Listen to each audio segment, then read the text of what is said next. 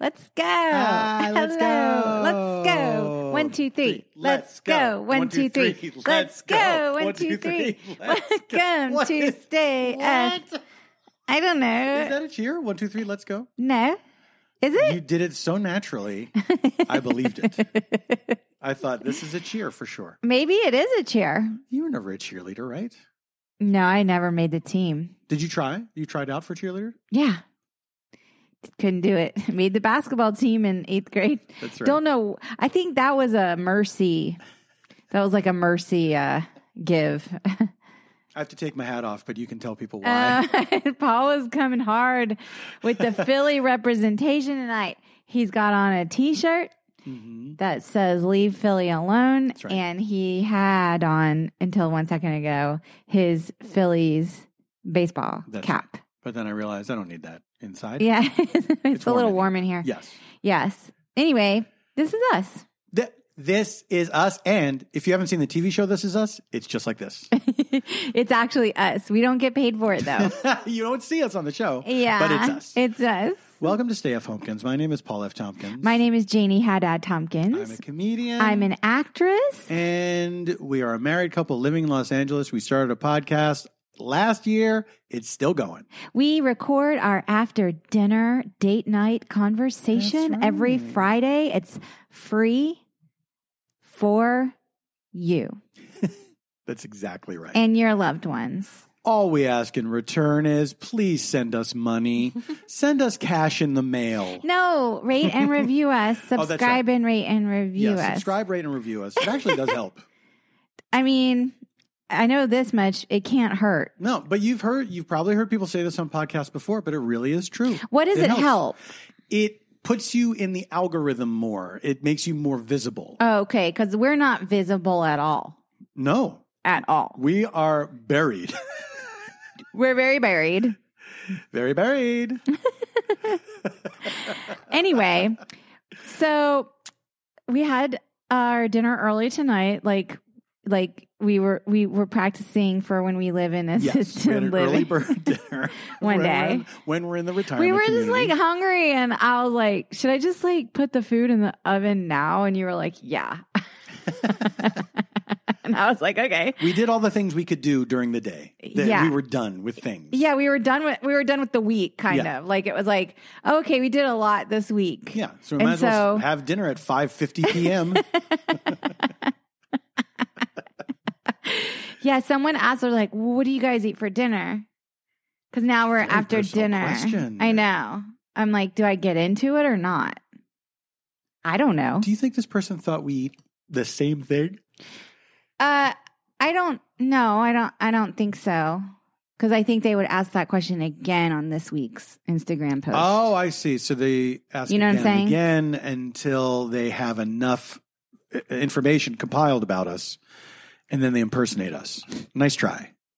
But it's not for the book they're writing about us. Whatever. Whoever came up with that for what are you somebody writing a asking book? Too many questions. Yeah. It's brilliant. What are you writing a book? What are you writing a book? What is this for a book? For your book? What is this for a book? What is this for your book? Who's that? What are you doing? Research for a book on me?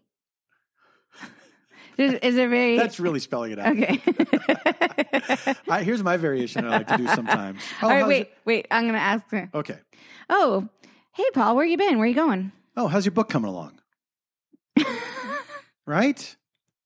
Well, now that you ask... It's rebooting a classic. Now that you ask, I just finished the chapter on where you... God. This turned around on me. I just did a chapter on where you were born.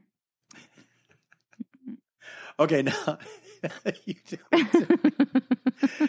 Hey, Janie, what's up? Wait, am I the one? No, you have to give the response. Yes, okay. I'll ask too many questions. Then you give the response. Okay. Hey, Janie, where you been? What are you doing tomorrow? What, are you writing a book? Yeah, it's called The Biggest Asshole in the World. And I need information. What are you talking to my proctologist? Oh my God. I didn't see that coming. You're so punchy. You're laughing like Cruella herself, I'm assuming. We haven't seen it yet.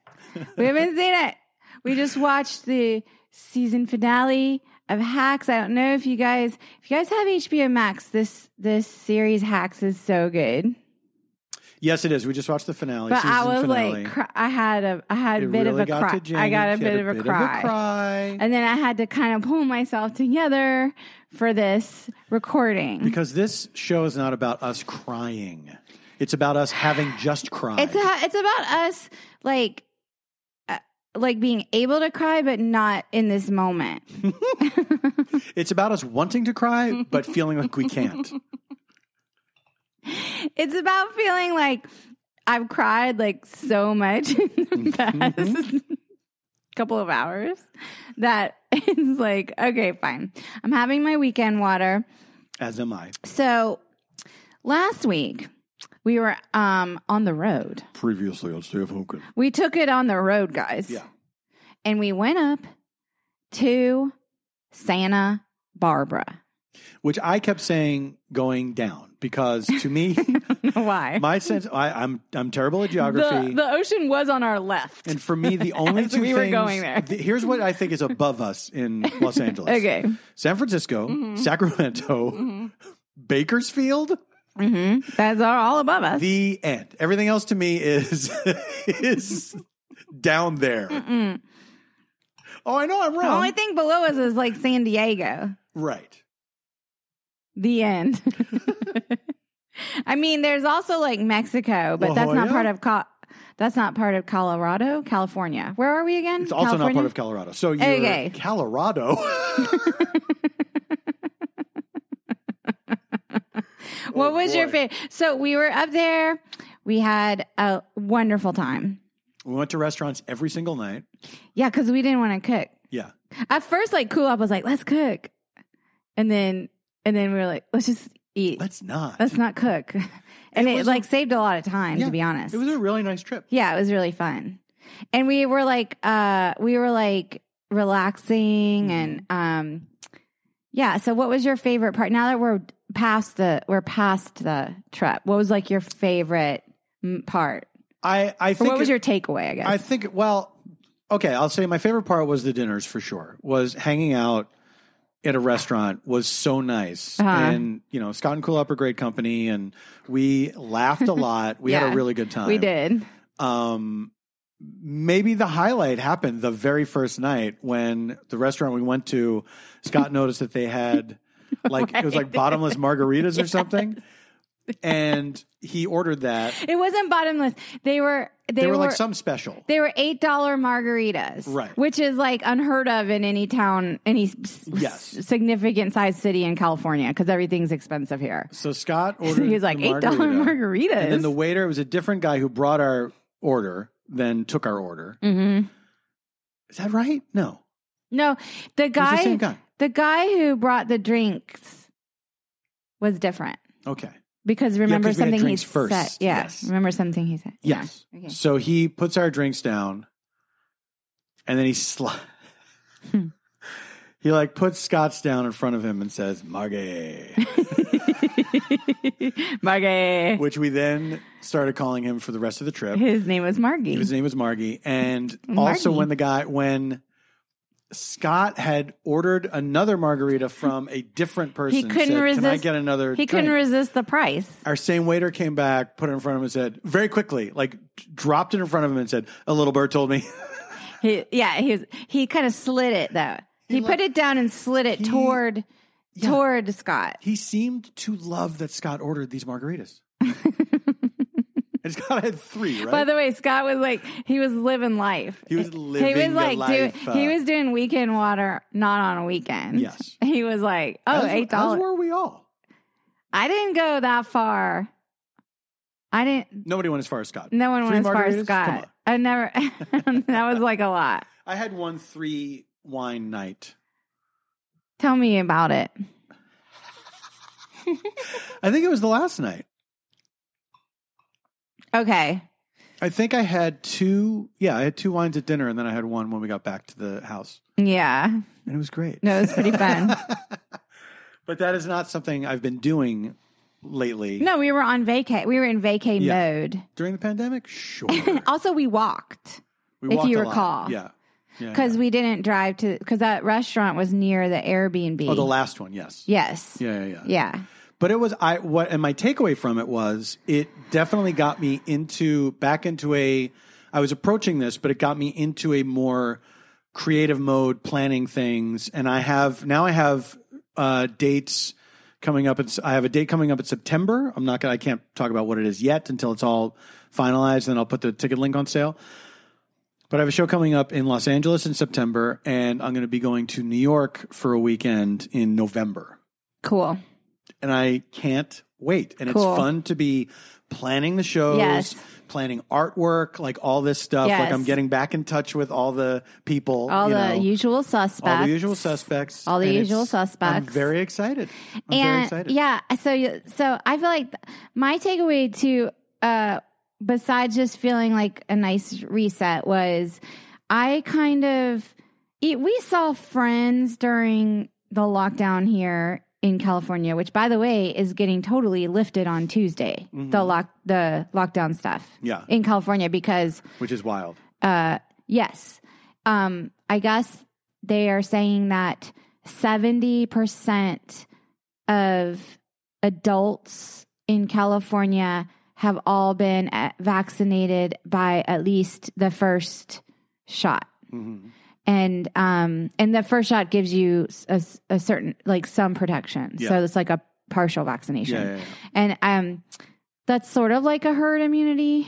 Mm-hmm. I mean, that's like kind of like what they're saying can protect, and I know people with kids under 12, like it's scary for them still because they can't get their kids vaccinated, but the more adults that are vaccinated around them, the better. The safer the kids get. Yeah, so they're going to drop it. But like during our time, we saw friends, in like short doses. Yeah. Right? Because outside, distance. Masked. Yeah.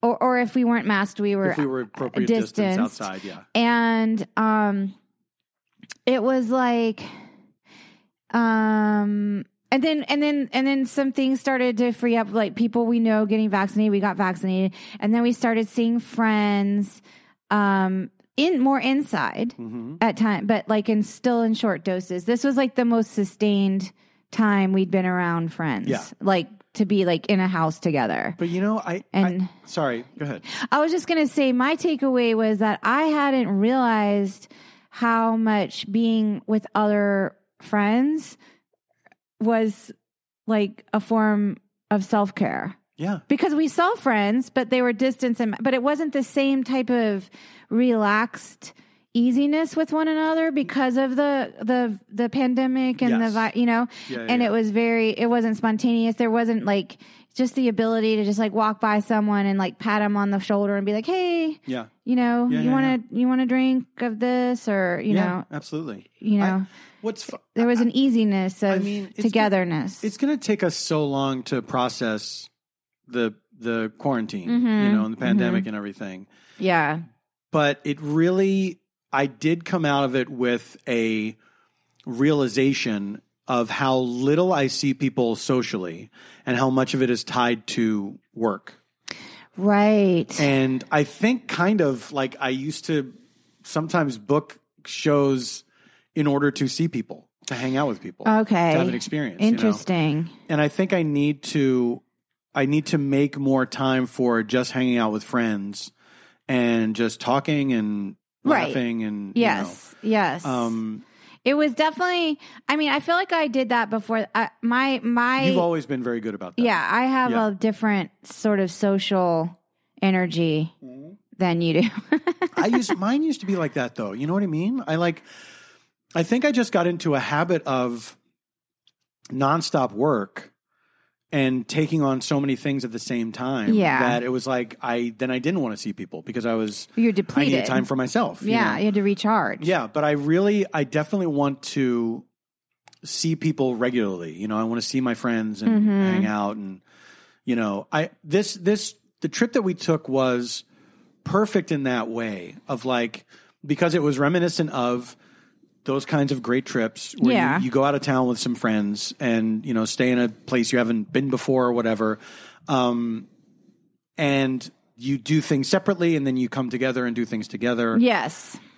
And I love the, sharing the common space and hanging out in that. And, in the morning, seeing everybody. And, it was so nice to do that again. It was. I know people who some people did stuff like that during the pandemic where they would get COVID tested. Yeah. But we never did. We Kanye, Kim. We didn't do that. We just opted not to. I wasn't in a place. I don't think I could have felt the same way than we did with the vaccinated state. And the state of things in California was like 70% of people now being vaccinated. Like I just couldn't. We never really had a pod, No, we just had our neighborhood kind of pod. Yeah. But we never were inside together. No. Yeah. Well, we like people who did that had like families nearby or big families or kids. Yeah. I think. That. Or they were alone. Yeah. And they had to pod with others so that they wouldn't be inside alone when it counted and stuff like that. So, yeah, I don't know. It was like interesting to kind of reflect on like how important it is to see people when you in just like, I don't know, like it just feels therapeutic. Absolutely. And it's a little bit of hope, it's a little bit of feeling normal again. And it was a good trip. So when we came back, I had been wanting to see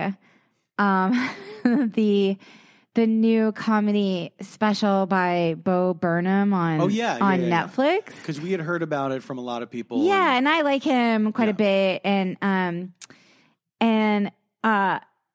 it messed me up.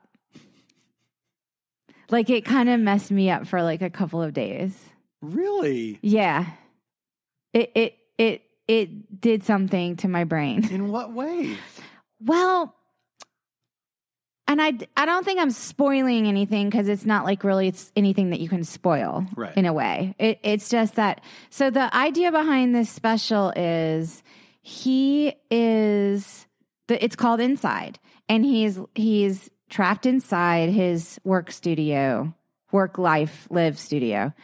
And the whole special is him performing, taping himself and editing it himself. Yeah. So he's completely in isolation, and it's pretty much filmed over the entirety of like the last 15 months. Yeah. And he just like, it looks so professionally created, like in terms of cinematography and clearly his knowledge of, media and how to, get certain shots and lighting that he sets up. Yeah. I mean, in a way, like skills as a filmmaker and a producer, but then there's this whole performance of him. It's called Inside because he's inside, but it's also called Inside because he's letting us inside his brain. Mm-hmm. And his brain was kind of going almost mad, like during the pandemic time, and over everything, and his relationship to like the internet and social media and all the social justice stuff going on, and just his own sort of, admittedly, and sort of challenges with his mental health and stuff like that. So it felt contradictory in a way, because it was like he was saying, I'm barely surviving, through his material and his work. Mm-hmm. But he was so, I guess he just possesses all these skills to put together like an incredibly professional looking piece of art. Yeah. At the same time.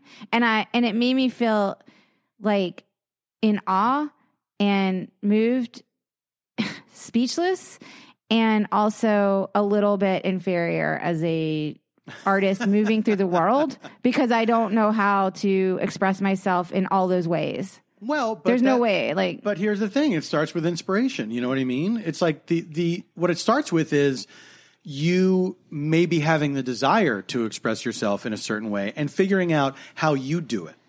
But how I do it can never be as multidimensional as that because I didn't go to film school. I can barely record my voiceover auditions. You never. I mean that's not true. Like, but it could be multidimensional in a different way without you doing it. First of all, not everything has to be you doing it all by yourself. Do you know what I mean?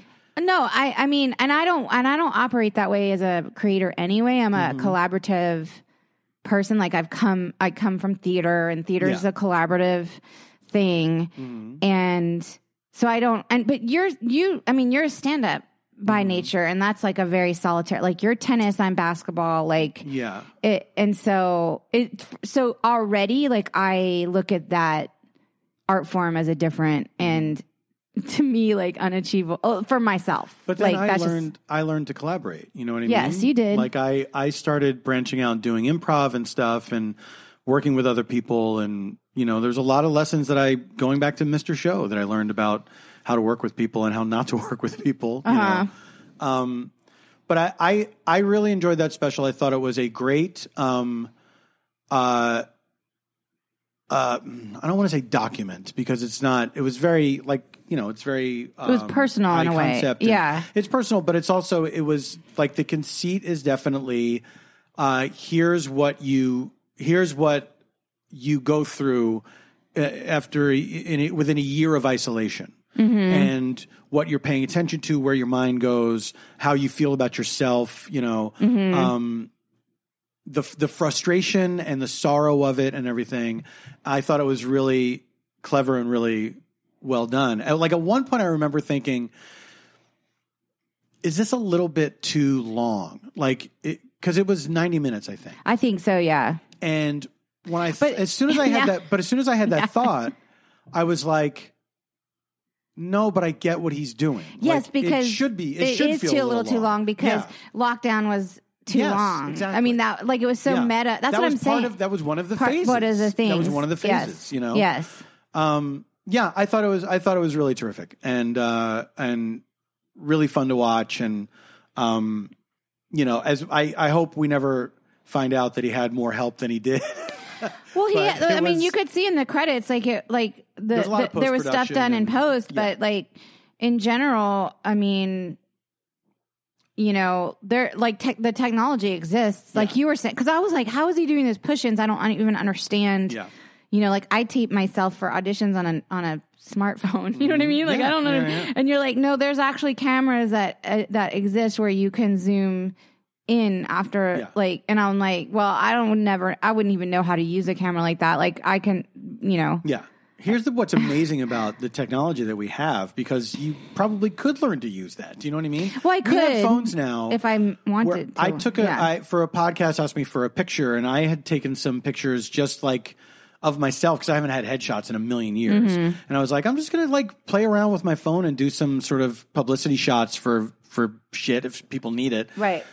Different backdrops and stuff like that, different outfits. And I shot the photos in 4K.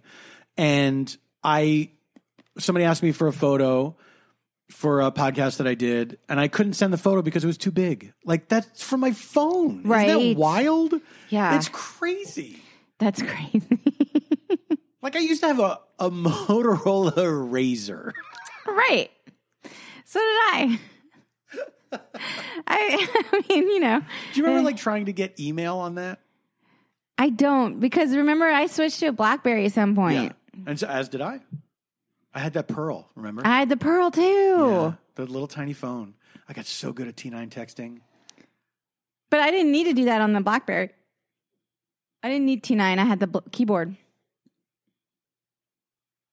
On the BlackBerry, you had a full keyboard. Did the Pearl have a full keyboard? Yeah, the Pearl was called the Pearl because it had that little knob at the top where you could set. Yeah.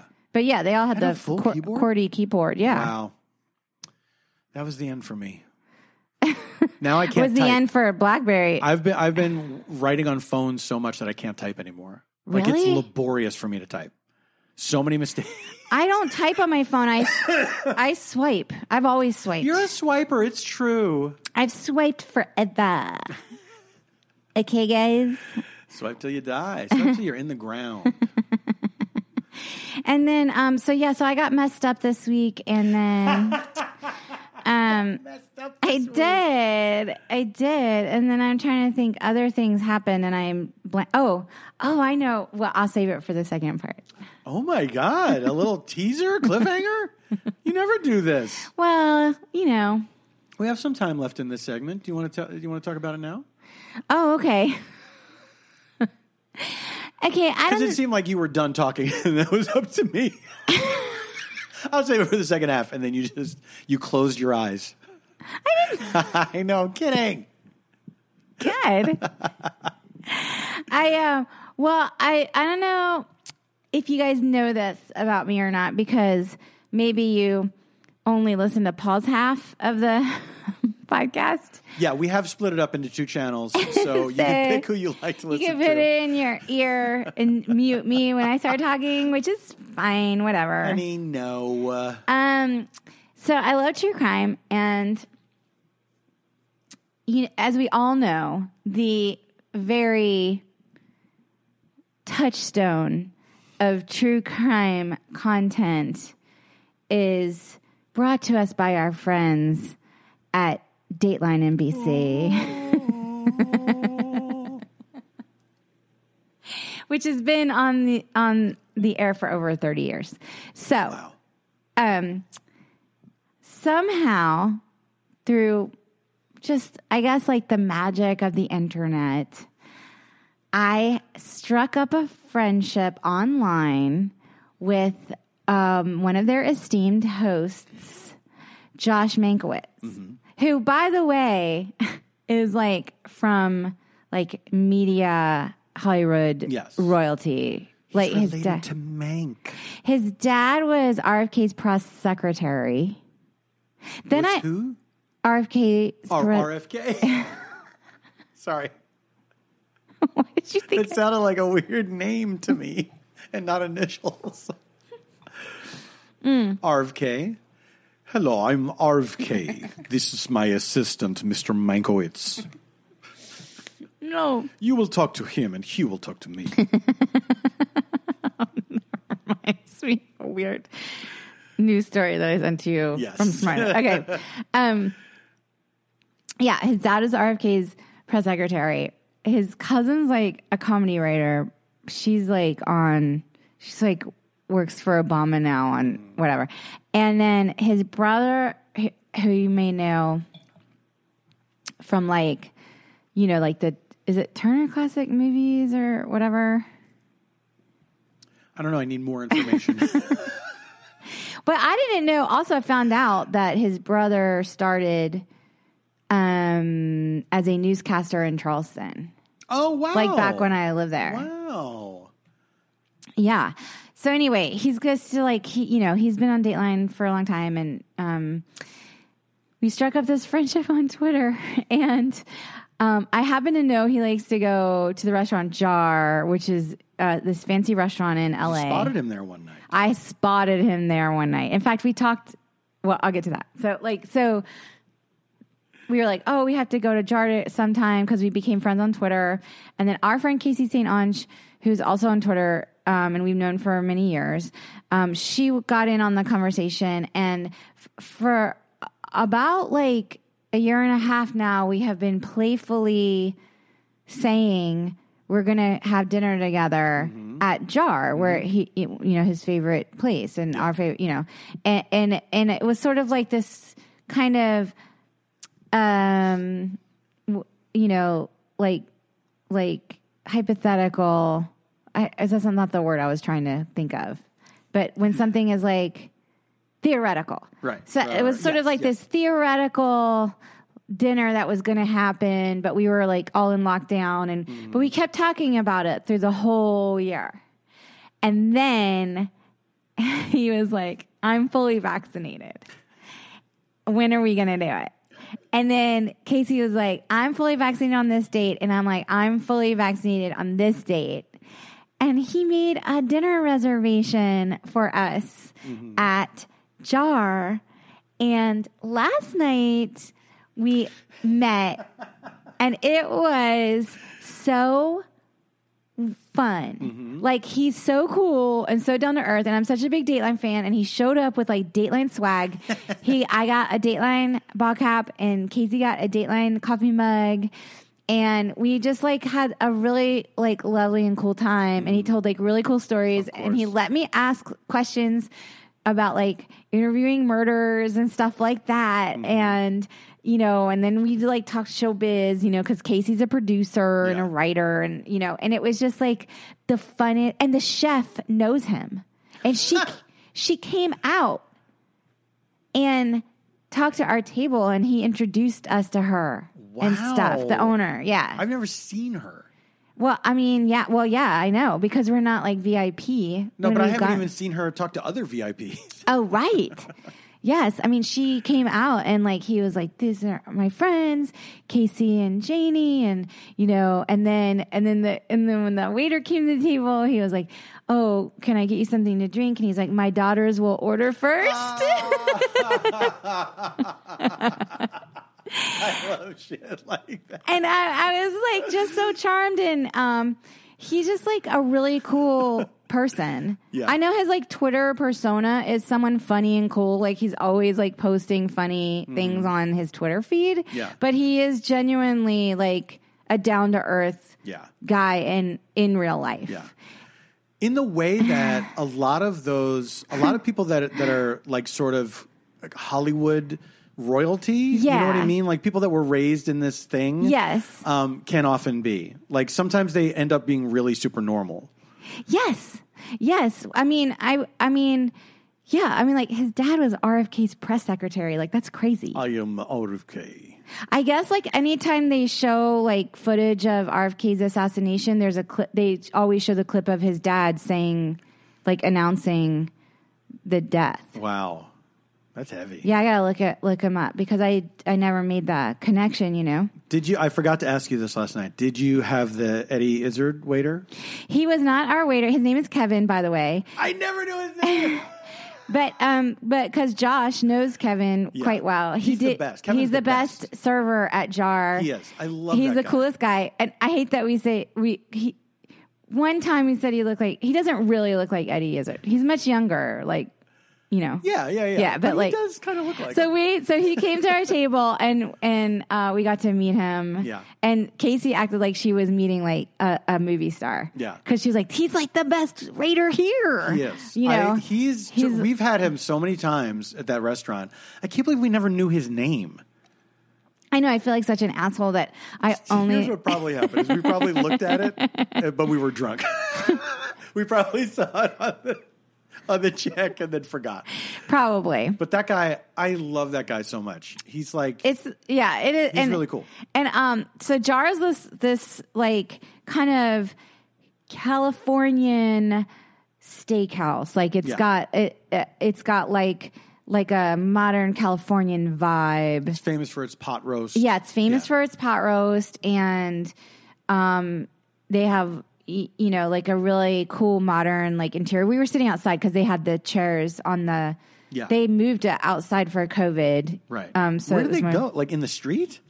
Yeah, like that side street that runs alongside of it. They're like they have that blocked off. It's not blocked off. It's just like the sidewalk is blocked off, kind of. Okay. But there is like obviously passage. Whatever you call, what is that space between the sidewalk and the street? The apron or something. Oh. Is it the median? I thought median's in the middle of a street. I thought it was like maybe the apron or something. I don't know. We'll never know. Really? You don't think we're going to get 25 people tweeting at Stay I don't think anyone's going to pick up the baton on this one. And so they had them all like kind of spread out there. There was blocking off some of the parking, like the loading zone parking. Wow. So it wasn't, I wouldn't say it was in the street, but like where cars, they had like a barricade that went like where cars would be parked. Right. Wow. You know what I mean? Yeah. But the street. Do they have any seating indoors or no? It didn't seem that way. No, not yet. All right. But well, we can have this conversation off mic. Look, we got to take a break. Oh, is it time? It's time for a break. We're going to discuss the logistics of Jar while you listen to these ads. Like describing, like, if you ever come to LA and you want to do like a very, like a special occasion dinner. Like it's sort of a special Jar's occasion that kind of place. Like it's a little bit fancy, but it's not like it's not insanely expensive, and it's not like you have to wear a jacket and tie to show up there. And it's like I was going to say, like, it's sort of this fixture in Hollywood where it's been featured in movies. Like we'll see, like we'll be watching movies and we're like, oh my gosh, Jar. Like it was in La La Land. It was in Promising Young Woman. I feel like I've seen it in TV shows and stuff like that. So it's like one of those kinds of places. Yes. That's what I was like getting at. All right. I'm glad you got that in there. And now let's take that break. Let's have a word from our sponsors. This week's episode is brought to you by Boop-a-doo Magic Spoon. Hey, you remember cereal when you were a kid? It was important. It became less important when you were an adult because you couldn't bring yourself to eat sugary cereals like you did when you were a kid. You would put away childish things as Scripture tells us to do. But guess what? You never stopped thinking about it, and I know you didn't because you're like me. Magic Spoon. They want to give you that feeling back, but without it being garbage. Look, maybe you're like me and you've been trying to cut down on carbs, sugar, and unhealthy food. You realize you can't eat anything anymore. But guess what? You can eat Magic Spoon. 0 grams of sugar, 13 to 14 grams of protein, only 4 net grams of carbs in each serving. You're not hearing things. Only 140 calories a serving. That's next to nothing. It's keto-friendly, gluten-free, grain-free, soy-free, GMO-free, and low-carb. And guess what? You can build your own box. You can mix and match with the flavors. Here's the flavors. You can use these flavors to build your very own custom bundle. Cocoa, fruity, frosted, peanut butter, yum yum, blueberry, and cinnamon. Healthy yet delicious. This is what we all want all of the time. Go to magicspoon.com/homekins to grab a custom bundle of cereal and try it today. And be sure to use our promo code HOMEKINS at checkout to save $5 off your order. Magic Spoon is so confident. This is almost hubristic. It is backed with a 100% happiness guarantee. So if you don't like it for any reason, they'll refund your money. They're not even going to ask you why. They don't care. If you're going to turn your back on a good thing, Magic Spoon says good luck to you. Remember, get your next delicious bowl of guilt-free cereal at magicspoon.com/homekins, HOMEKINS, and use the code HOMEKINS to save $5 off. Thank you, Magic Spoon, for sponsoring this episode. I am so excited that we are being sponsored this week by Care Of. Care Of has wonderful products and supplements and vitamins that make you lead a healthier lifestyle. All Care Of's products are formulated with good-for-you clean ingredients that are backed by science.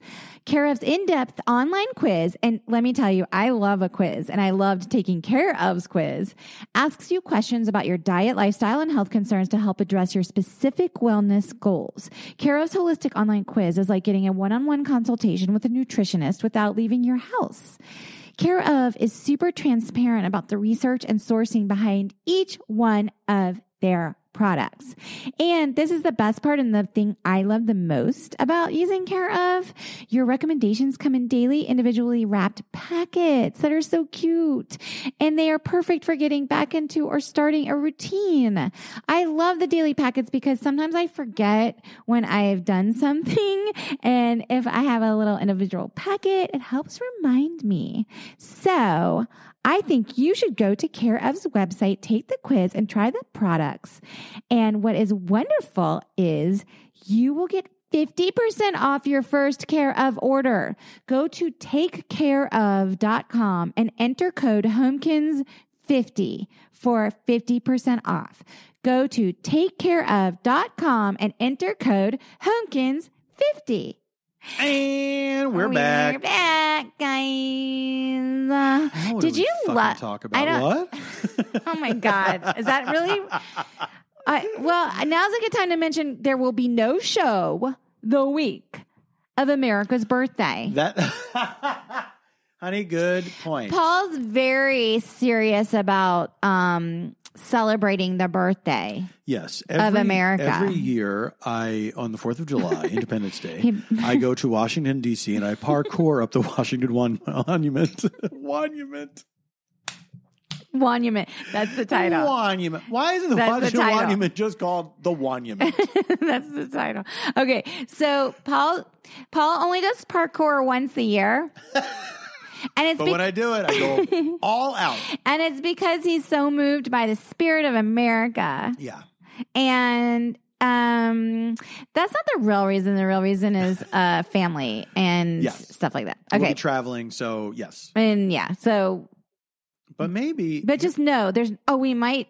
We're gonna try to get it. We're gonna commit. We're gonna do a watch along. We're gonna do a watch along, and we'll drop it the week. We don't know what it'll be, but we'll drop it that week, so you'll have something. I have some ideas. Something new did just get dropped. I read about on Netflix. Oh, okay. That I've never seen. That is supposed to be famously kind of cheesy. Okay, great. But you might have seen it. Maybe. And also, well, we'll see. We'll see what we decide. Yeah. Sometimes, our moods change like the weather. We are mercurial people, and you never know where we're going to land. Our lives are mercurial. It's true. We're living in a mercurial time. And when I say mercurial... I am a mercurial girl.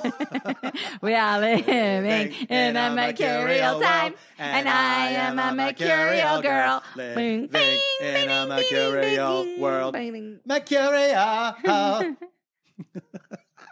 I'm dressed like a thermometer, a strapless thermometer right now. I'm dressed like a strapless thermometer. Remember, she did the Marilyn Monroe, and she had the diamonds. She's like, some girls. What's the thermometer part? Mercury. Oh my God. How'd you miss that, guys? I don't know, but I sure did. By the by, do you guys remember? You have little wings on your feet. Remember when Jeremy Piven had, I'm sure it's a serious condition, and I'm not laughing in any way, shape, or form. We never laugh at Jeremy Piven. Jeremy Piven had mercury poison from too much sushi, and he had to quit that Broadway play. Speed the Plow with Madonna. Oh, it was with Madonna. Yes. Oh, wait. I wonder if Madonna sang, "You are living in a mercurial world, and you are a mercurial boy." She probably did. She probably called him at the hospital. But then there were rumors that was bullshit, and he just wanted out of the play. Are you sure it was Speed the Plow with Madonna? For some reason, I didn't know it was that particular production. I'm fairly certain it was Speed the Plow with Madonna. Was Joe Mantegna in that as well? Because it was a mammoth, wasn't it? I'm going to look it up. So people don't have to go crazy. People are screaming at their podcast earbuds right now. Wouldn't that be funny if they took them out of their ears to yell at them? So anyway, he had too much sushi. Anyway, my point is we're going to be, it's because of travel that will not be having a show that week. I hope everyone though will have a safe, and nice and happy July 4th. That's Biden's target for everyone being able to gather. Right. Okay. So speaking of mercury and mercury poison, since we missed the, Easter deadline from last year. Speaking of mercury, okay, so I'm not like talking about like the vaccines. Very quickly, no, it was not the Madonna production. This was the one with Elizabeth Moss and Raul Esparza. Yeah, I was going to say the Madonna one would have preceded this, like quite by 10 years, 15 years. And he was replaced by Norbert Leo Butz. Norbert Leo Butz. Norbert Leo Butz. Norbert Leo Butz. I read an interesting interview with him. He had a tragedy in his family. Okay, well, that's neither here nor there. Something terrible happened to his not get into the sister. Tragedies right now. Anyway, he's a terrific actor, though. So good for Norbert. You know what I mean? Good for Norbert. Good for Norbert and good for Norbit. Also good for. Do you think Norbert was like, like he'd go get him sushi on the break, like All About Eve?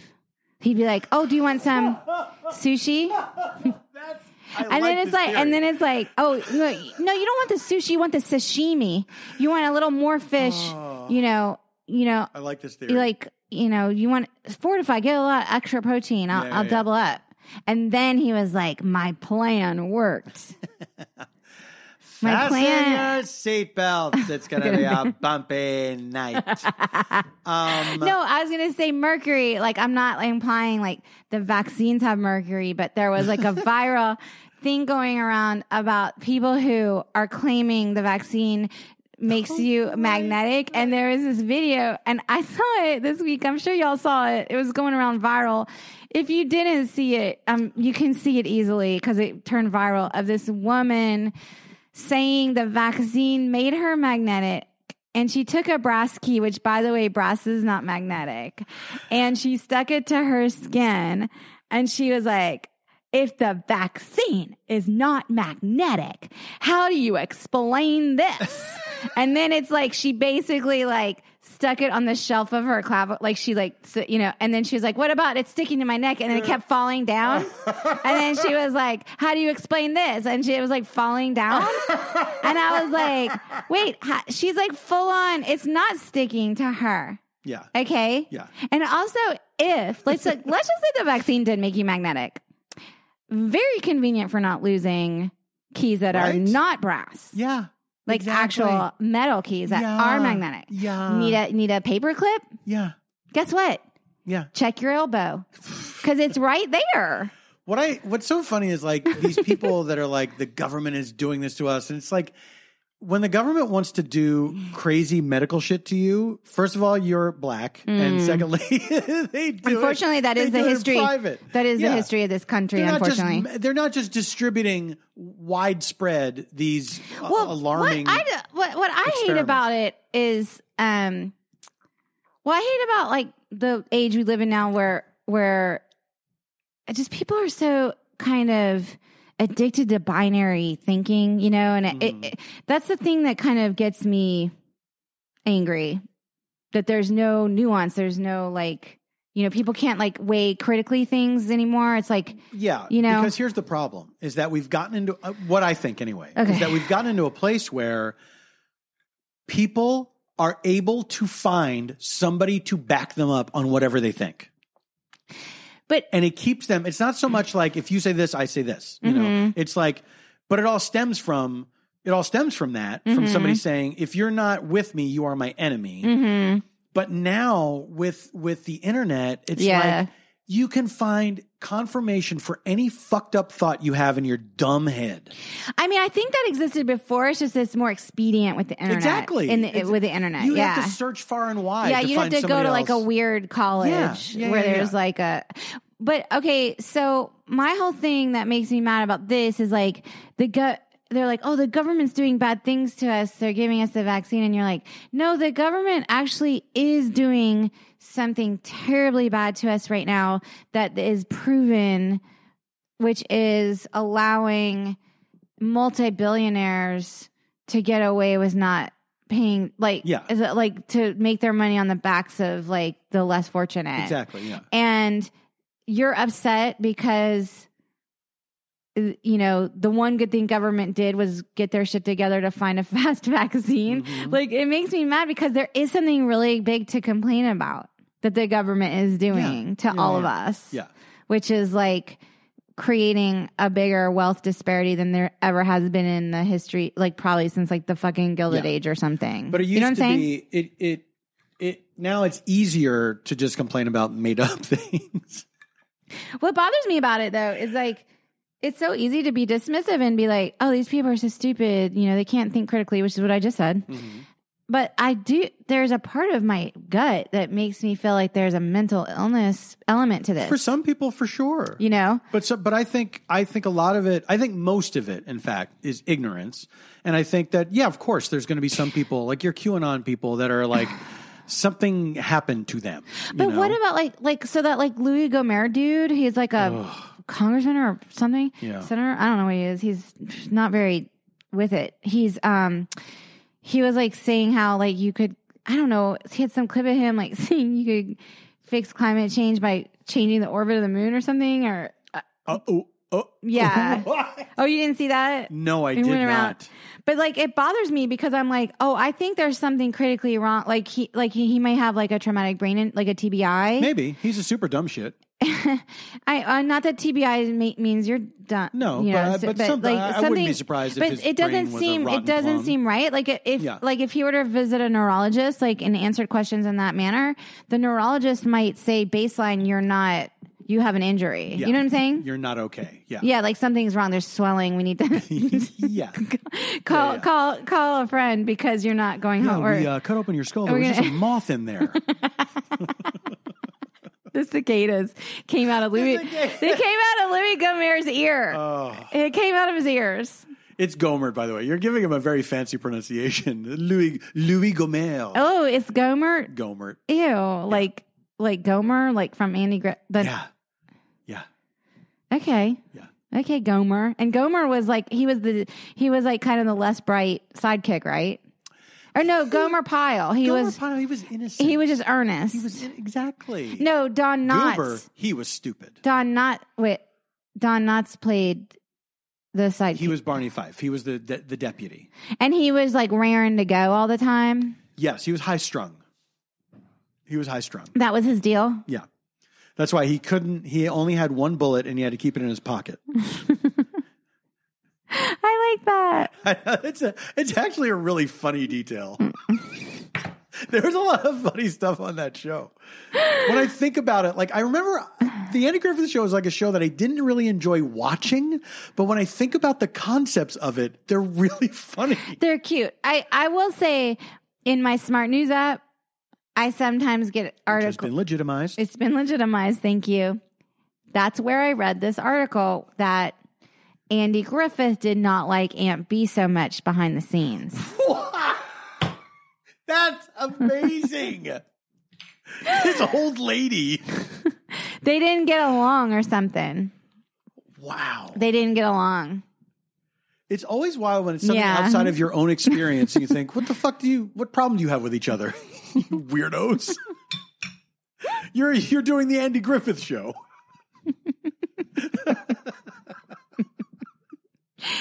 I mean, I guess I would like to know a little more about it. I liked it enough to click on it in my Smart News algorithm. That they had sex? I don't think so. I don't think so. They must have had sex. Do you think like she was literally like 2 years younger than him?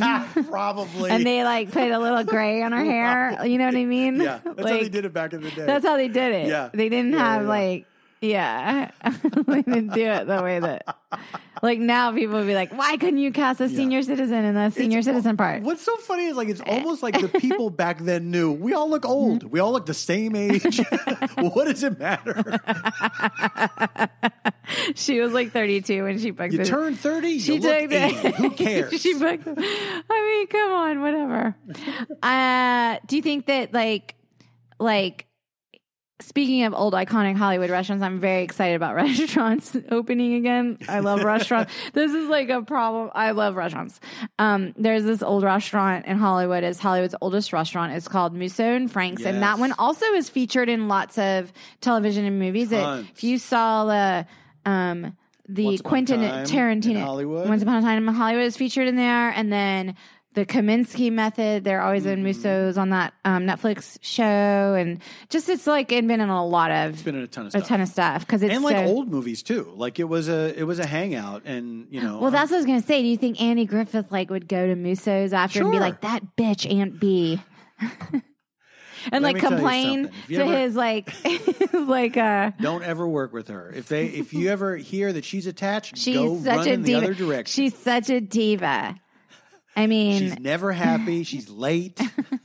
I think it was probably just like, I don't remember what the article said. Like, I have a feeling it was just like misogyny. That's just my gut. It might be. That's just my gut. I will say this. You never hear anything bad about Andy Griffith And the only thing you've ever heard that woman has done is the Andy Griffith show. But who knows? Maybe Andy got Team blackballed. Andy? You're Team Andy? I might be Team Andy. I need to research this more. Team Andy over Andy? Where did you hear this? In my Smart News. Cuckoo. Oh, Smart News. Hi, Cuckoo. We love you. Guys, Smart News. I know it's an I like that that's news. You don't understand. You need to hear about this right away. Wait, the article I sent you was from Smart News. Things I send you now are from Smart News. Yeah. This is what I see things in Smart News that are unbelievable, y'all. And this is a app that is trying to keep Mr. Drummond didn't like Mrs. Garrett. Fake news. No, I mean, I'm telling you. I should, you know what? I'm just going to read you some headlines. I'm just going to open it. Is it time for Janie's Smart News? Wait, I'm telling you. Our most popular segment. And I'm just going to read you some headlines because you won't believe it, okay? And you tell me if you can resist clicking on this stuff, okay? No, honey, you sound like an addict now. Really? Yeah. Okay. Matthew Perry was the one to end things with Molly Hurwitz. I can resist. Liam Hemsworth fans stunned by Miley Cyrus lookalike girlfriend. I can resist. I knew somebody who did that in real life. Did what?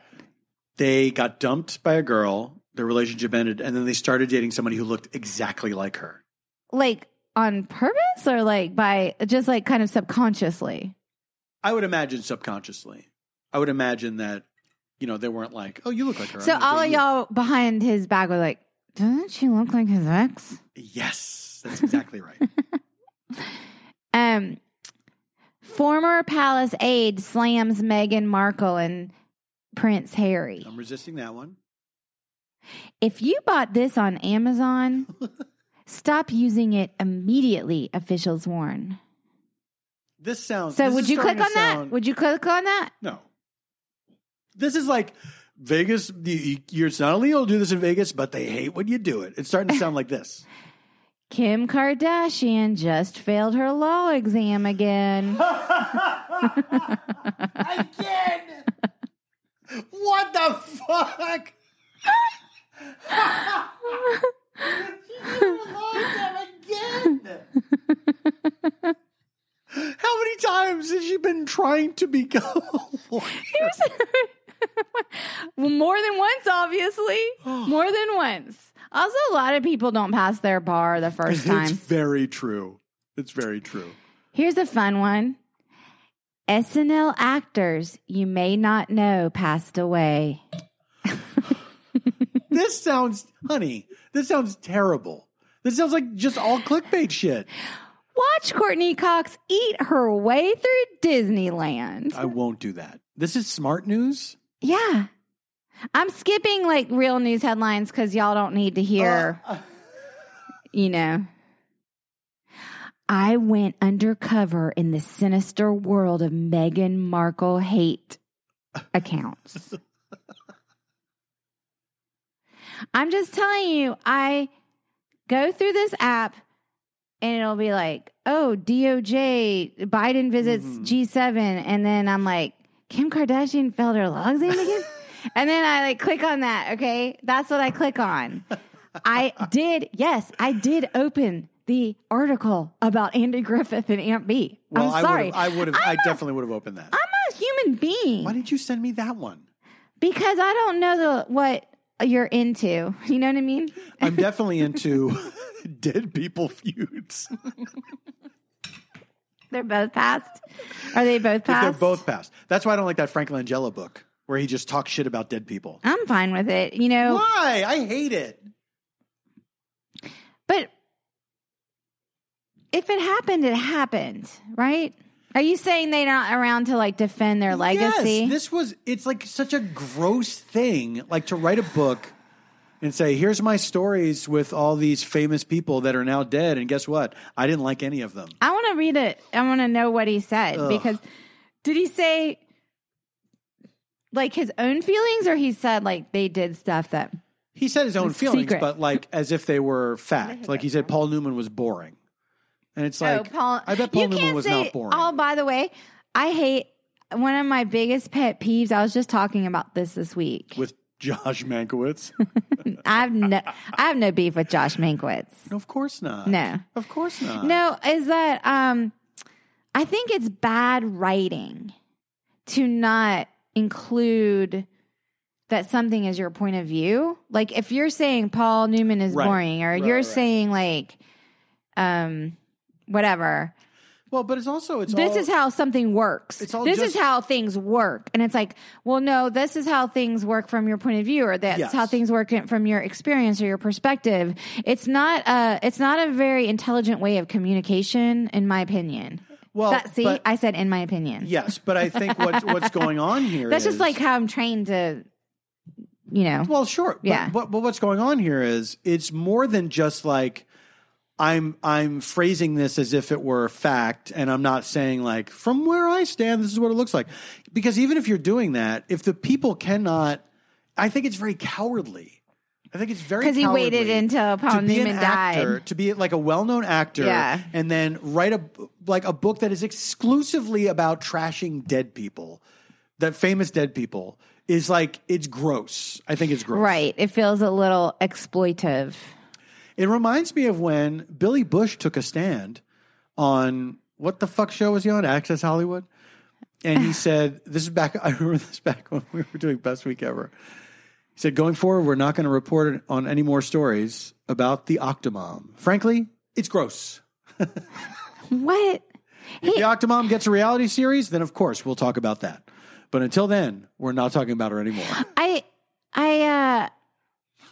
I don't think Billy Bush has heroism in his no DNA. I agree. Yeah. I agree with you. Also, by the way, I don't think if you're an outlet like that and you're no longer going to talk about the Octomom, you don't need to. You just don't talk about her. Exactly. You don't need to make an announcement. Who gives a shit? It's like when people are like, guys, I'm quitting Twitter. Because I need to take a break from my mental health. Fine. I get it. Yeah. But also just like take a break. Yeah. Like don't, because now you're like putting something out there. Do you know how long it takes to notice? Because I remember noticing that somebody had been off Twitter and it was like literal months. Mm-hmm. Where it suddenly occurred to me, I'm not seeing this person in my feed. Yes, that happens sometimes. Yeah. And I'll be like, whatever happened to so-and-so? Yeah, so and you I'll can look. take a break, and it's fine. You look and you're like, 2015 was their last post, and I'm still on this piece of shit site. Yeah. What's wrong with me? Why am I still on it? Another one I remember from those days was Mario Lopez hosting Extra. Uh-huh. And there was some, like, fucking pictures going around. This is like the early days of Twitter and stuff. Of what's her name? Jessica Simpson. Okay. And she wore some unflattering jeans. Oh, I know. I read. Do I remember? I read her memoir. Yeah, that's right. I read her memoir, so I know all about this. And this was a huge thing. Yeah. That they took a picture of her at a certain angle on some jeans, and she was literally like a size 6 even. Yeah. And she's a miniature person. She's a tiny girl. Yes, absolutely. And it was upsetting. I mean, it had an impact on her. Well-being and stuff. So the unflattering mom jeans. Mario Lopez. It was the end of Extra. Uh-huh. And he was saying, hey, there's been a lot of talk about Jessica Simpson looking chubby in those jeans. And we weren't going to show this, but our Extra friends have spoken. And so we are going to show the pictures. Oh, God. Our Extra friends, I guess, meaning like... The producers? Yeah, exactly. Who you mean like Extra friends? the showrunner of Extra that's like, we got to get people to talk about us. From what I remember, he made it sound like the audience was demanding to see these pictures. That's disgusting to me. Well, it's stupid, and the internet exists. But it's also like it's just a manufactured. Everything's manufactured. Yeah. Why bother to act like we didn't want to do this, but we're going to do it? Imagine if there was some like Hollywood tabloid show, because sometimes we'll be eating dinner and I'll have the news on, and the news will end, and then Access Hollywood will come on, and and then I get sucked in, and I'm like, I want to watch this. So it's like I'm reading a People magazine waiting to get my hair cut or something, and then you're like, switch the channel. What the you're always mad at. I can take it for a certain point up to a certain point, and then when that turns, it turns fast. I wonder. And it's like, this is disgusting to me. But there's something kind of fluffy about it. Yeah, I know. When you're watching I used to watch Entertainment Tonight, back in Philly. Yeah. Absolutely. I mean, I like some of the little pieces, and, you get to see your favorite celebrities talking directly to camera as opposed to on a movie or something. That's right. And they're answering the most boring questions imaginable. But it's fun to, see what they are like or whatever. Absolutely. But, imagine if they, did it, through the lens of, female empowerment. And then they were like, Jessica Simpson, some people spread around some unflattering photos of her and she still looks fucking awesome. So, they should just I bet they do that more now. I don't think they well, now so? the host might be like, I think she looks great. Exactly. And that'll be the strongest they get about it. Yeah. I think that sort of entertainment coverage went from open snarkiness about things open snarkiness about things to we're trying to pretend we're above this, to now they're very sensitive to all kinds of things where they're saying it's not a big deal, or maybe they won't report on things like that anymore. You know what I mean? But or they will talk to the person as opposed to just showing some pictures. Yes. But sometimes they feature people that I'm like, who is this person? I've never heard of them before because I don't watch tons of reality TV. Yeah, I've seen some stuff here and there. That was a big turning point when checking out the supermarket and looking at the magazines by the checkout. Right. And when reality TV became so widespread, where it's I don't know who any of these people are because I don't watch these shows. I don't know, why it's a big deal. So and so's pregnant by so and so. You know, it's what? Who is this person? I feel like it's almost returning back to big celebs now. I don't know. I feel like I see Jennifer Aniston all the time. My feed will be Real Housewives a lot, and I don't know who. And on Twitter, yes, I was talking about the magazines. Oh, definitely. Yeah. Okay, yeah, maybe. Yeah. Whatever. Hollywood's weird. I mean, it's always been this way, since it existed. This might blow your mind, but I call it Hollyweird.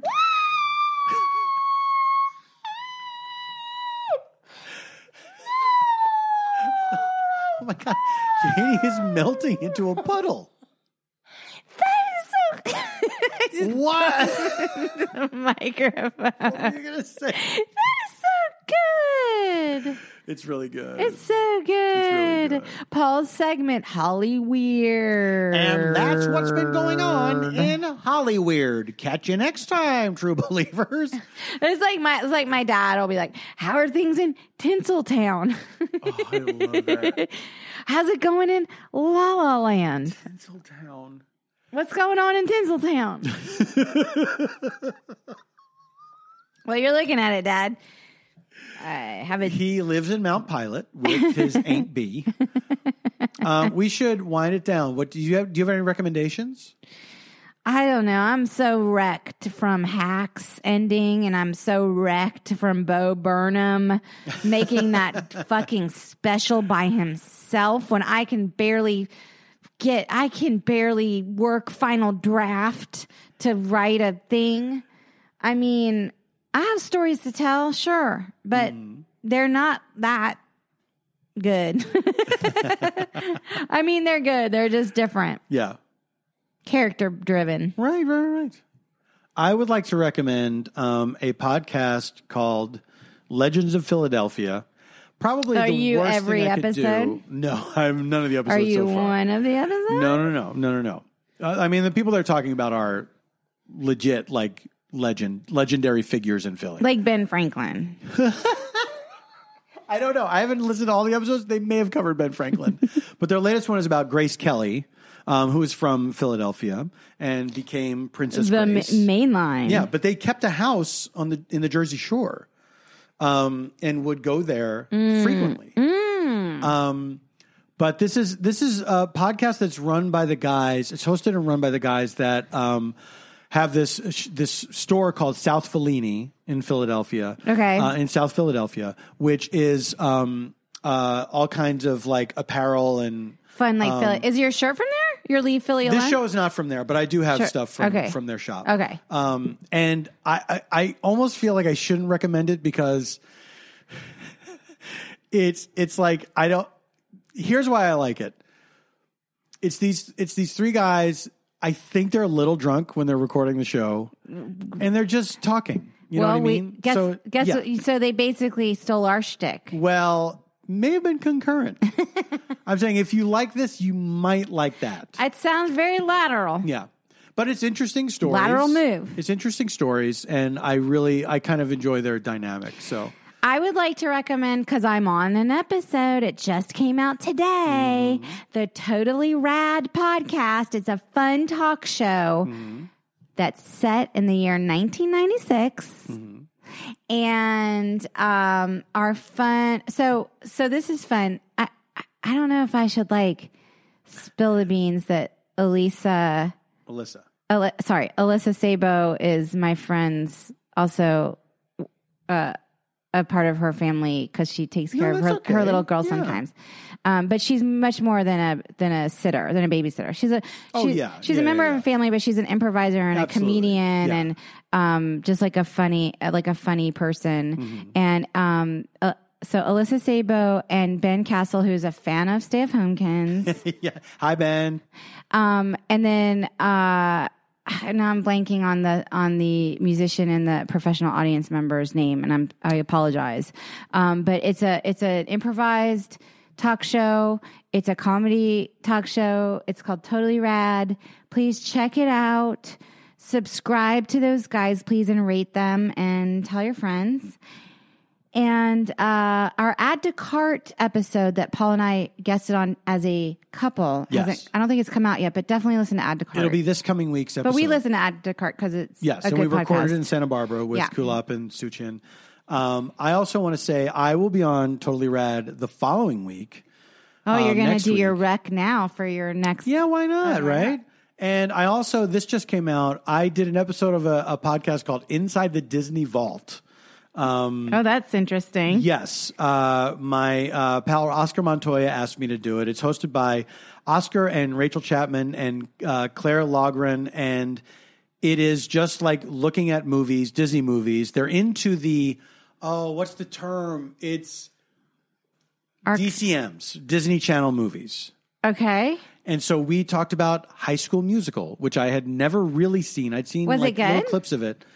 It was a phenomenon. Huge phenomenon. It was a phenomenon. I will say that it's not for me. But talented cast. Absolutely. It's not for me. I haven't seen it. For kids watching this, I absolutely recommend it. Yes. Okay. But that's out now.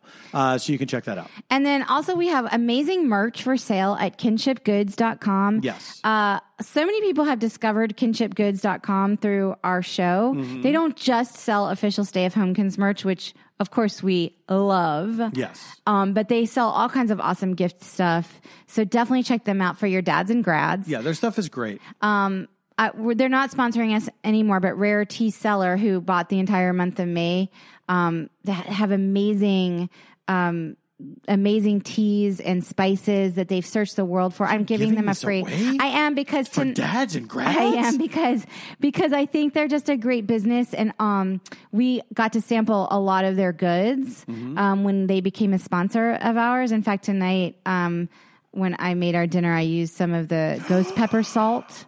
Oh my! I used some of their they sent us some fancy ghost pepper finishing salt, and it was really good, fancy. Yeah.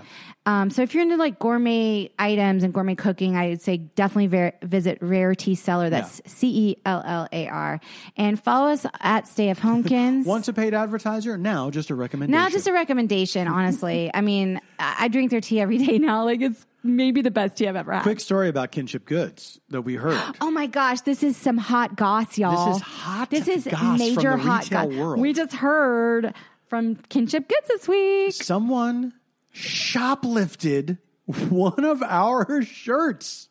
They shoplifted a couple of items, I believe, but one of them was our Piggly Wiggly Y'all Trouble shirt. And so we are unsure if they are actual fans of the podcast or just random thieving bandit. Yes. A bandit out there. A bandit. But we are shaming. Please don't shoplift from Kinship Goods. This is a small business. This is an official request. Please do not shoplift from them. This is not like, some huge corporation that can absorb, It's like there's a certain type of white lady who's like, I can steal from this big corporation. It's kind of a prevalent thing. Well, you talk about something like that in one of your stand-up specials. Oh, yeah, absolutely. Yeah. But it's just like, if you're the people and you're a fan of our podcast and you did shoplift from Kinship Goods, please reach out to us. We would like to we'll work something out. If you can't afford a y'all shirt and you stole it, Paul's like, this isn't Les Mis. It's a fucking t-shirt. I just don't want to do. This is not a thing you need to live. You don't need it to live. It's not a loaf of bread. It's not the revolution. It's a great fucking shirt. I will catch you for the t-shirt that you stole. All right. Follow us at stayfhomekins on Instagram, at stayfhomekins on Twitter. Keep emailing us at our Gmail address, which is stayfhomekins@gmail.com. We've gotten some amazing emails. Man, we don't respond because we don't have the time. I'm going to respond to a couple because there's a couple some people from your past from my have reached out to you. Yeah, who reached out, and it's so. People send us the funniest. It made me so happy, and it really touched me, and I was so happy to know that those people are out there and doing well. We hope everyone's hanging in there. This has been such a crazy time, but enjoy your week. And until then, stay safe, stay sane, and stay strong.